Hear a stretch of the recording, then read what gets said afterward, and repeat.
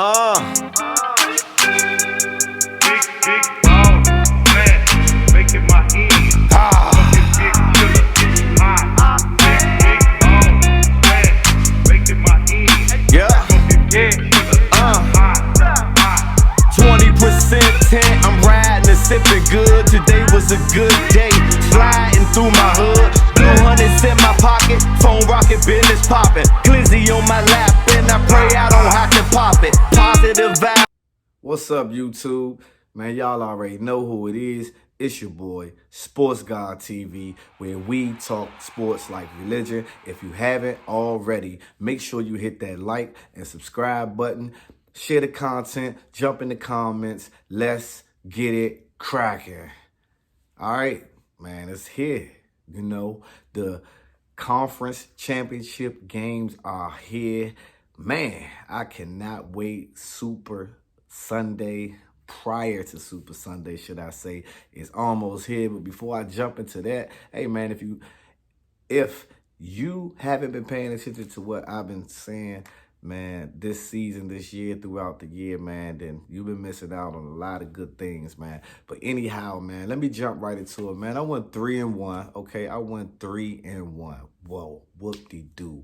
What a big deal, man. I mean, I jumped out there on the ledge with the Buffalo Bills, man, because they were at home. You know, Hamlin showed up at the stadium with his family. And, you know, the crowd was super excited and everything to that nature. But Cincinnati came in there and meant business. And they dominated the game from the very beginning of the game. And they controlled both sides of the line of scrimmage. Joe Burrow looked sharp. Chase looked sharp. Mixon looked sharp. Higgins looked sharp. Man, the team in general looked sharp as they are going to their second straight AFC championship. That is crazy because, like, if you was checking me out earlier when I had Josh Cribbs on here with me, my brother, we were both was trying to figure out if Cincinnati had a Super Bowl hangover, you know, from last year. And this was earlier in the year when they was obviously having their struggles, but they have turned it up, you know, just before the second half of the season and been rolling ever since, man. And they going up against, you know, an obvious opponent, man. They're going to be going up against the Kansas City Chiefs. But before I get into that matchup, you know, the Bengals, like I said, man, they took care of the Buffalo Bills on their home field. I mean, Josh Allen and the Buffalo Bill offense produced only 10 points. Stephon Diggs, he kirked out, basically, you know. You could see it, the body language between him and Josh Allen. Man, he went mute for a couple of days. He did speak out on Twitter and on social media in general and just say, what y'all expect me to, you know, to be happy to lose? You know, he's a competitor. I understand exactly what he's saying. And the frustration, it has to be. I mean, you guys have a Super Bowl caliber team and fall short, especially the last 2 years, you know. So I can understand the frustration of Mr. Stephon Diggs at the receiver. I'm sure the rest of the guys are frustrated as well, but it is what it is, man. And then, you know, you had the San Francisco 49ers versus the Dallas Cowboys, which I picked the San Francisco 49ers to take care of Dallas. A tight, close game than I thought. But man, I had a fun week this week, just trolling all my friends and family members and things of that nature that love them some Dallas Cowboys, man. I had a couple good memes ready for them in the cut. Soon as that clock hit 4 zeros, actually I posted something beforehand, but I ain't gonna get into all that, man. But there was a defensive game though, man. 9-9, you know, going into the fourth, I believe. I mean, both teams were striking on defense. Both teams showed different speeds of the game as the game wore on. Tony Pollard broke his leg, man. I believe that also hurt the Dallas game plan. It seemed like they really couldn't adjust to when he was gone. Zeke is not Zeke no more. I mean, that has been obvious. That's why Pollard has been getting splitting the totes, and then in some cases getting more totes or more time than Ezekiel Elliott.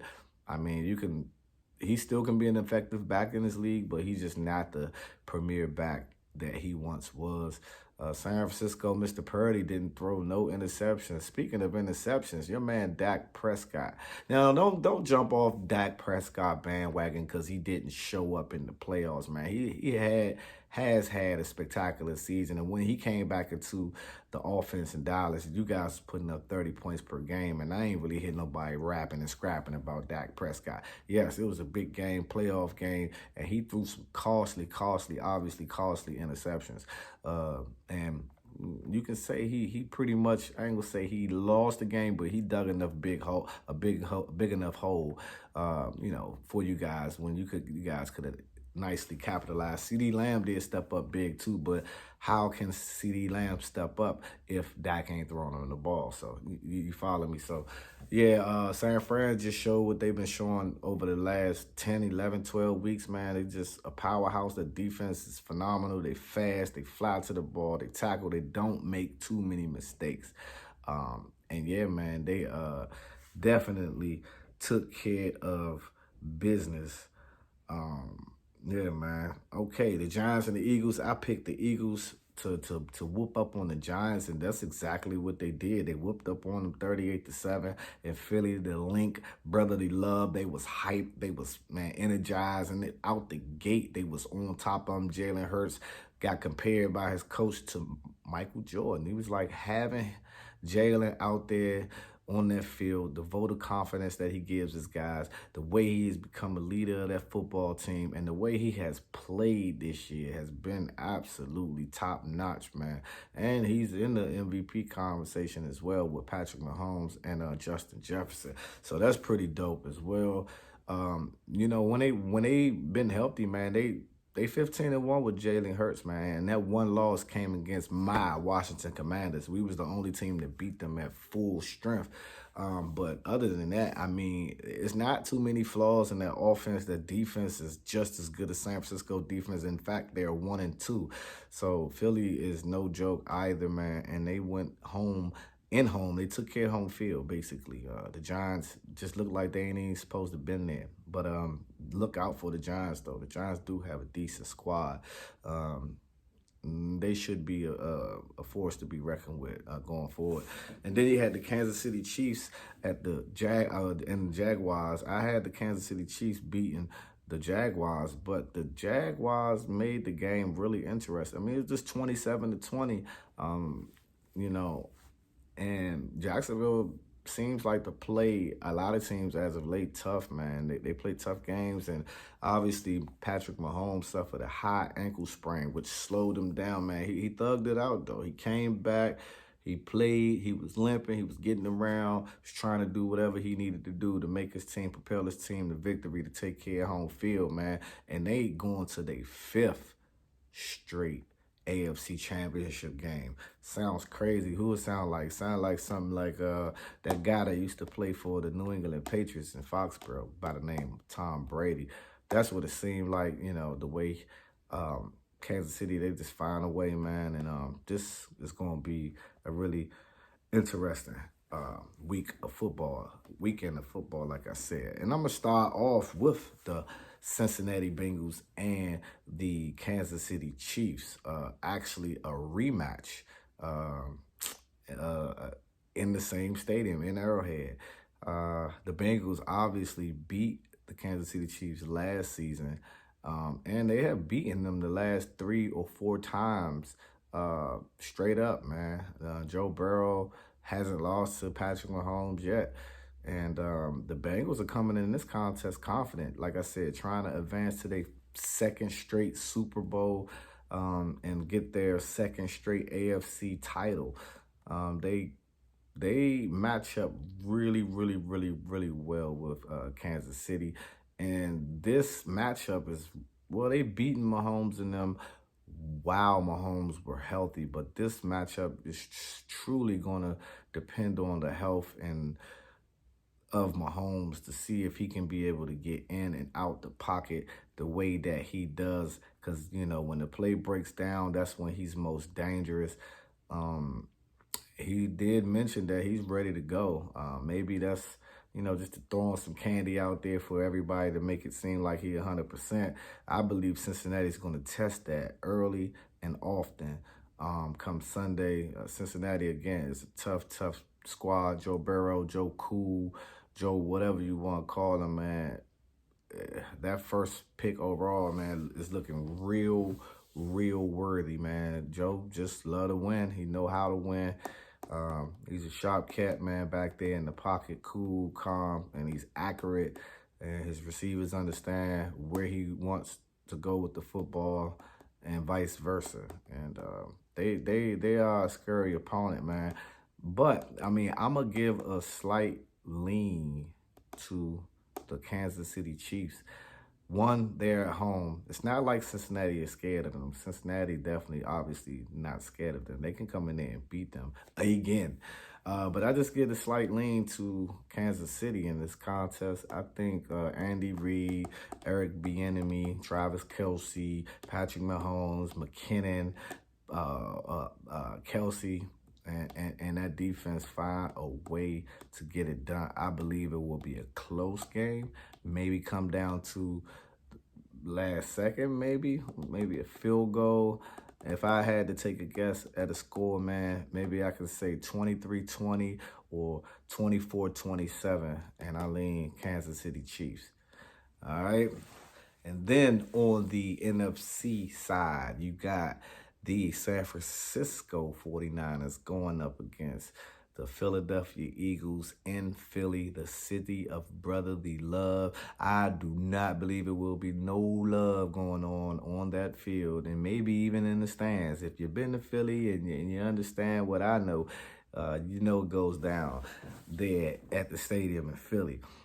This is a evenly matched game, a toss-up game. But see, I give the slight edge to Philly. Now, if you go back and check my videos out, I did let you guys know when San Francisco were making that run, before they started making the run, that San Francisco could easily just run the table and win the whole thing. And even though I'm giving a slight lean to Philadelphia, I still feel like San Francisco can win that game and win the Super Bowl, period.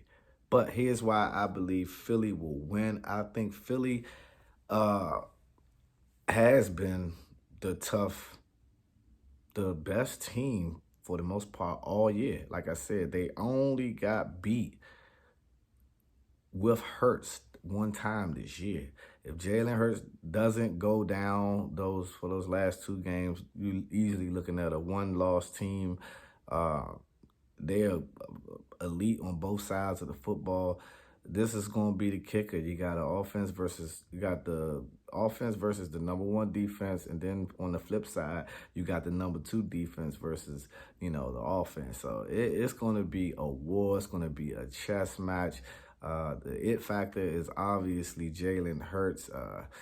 You got to account for Jalen Hurts at all times as far as the run game go.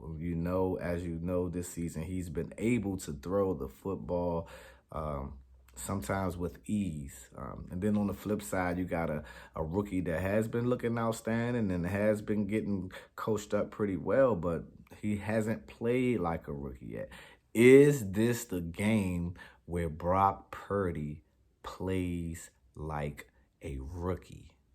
Philadelphia defense is a different animal as well, and I'm not too sure if San Fran played a defense like Philly. Obviously, the Commanders had a really good defense. Offense couldn't generate no points in that football contest, but the defense held them to 4 field goals, the only team to hold them to 4 field goals inside the red zone all year. So it's not like that Philly hasn't played a defense like San Francisco's or similar to San Francisco's, just as well as San Francisco hasn't played a defense like Philly or similar to Philly's defense. The difference is it's going to come down to Purdy. It's going to come down to execution. It's going to come down to play calling. I don't worry about play calling. I know Kyle Shanahan is a savant when it comes to play calling. Hopefully, we all get to see a great game of football, man. I'm excited. Drop your picks inside the comments, man. You heard it first. I see Philly and Kansas City in the Super Bowl. I will see you guys next time on Sports God TV, where we talk sports like religion. And I'm out.